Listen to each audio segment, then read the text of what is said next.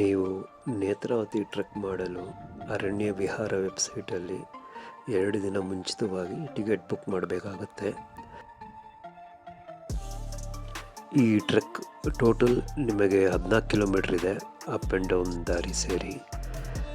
ಈ ಟ್ರೆಕ್ ಉದ್ದಕ್ಕೂ ನಿಮಗೆ ಹಸಿರಿನ ಬೆಟ್ಟಗಳು, ಗಿಡ ಮರ, ಹರಿಯುವ ನೀರು ಮತ್ತು ಸುಮಾರು ವಾಟರ್ ಫಾಲ್ಸ್ ಸಹ ಸಿಗುತ್ತೆ.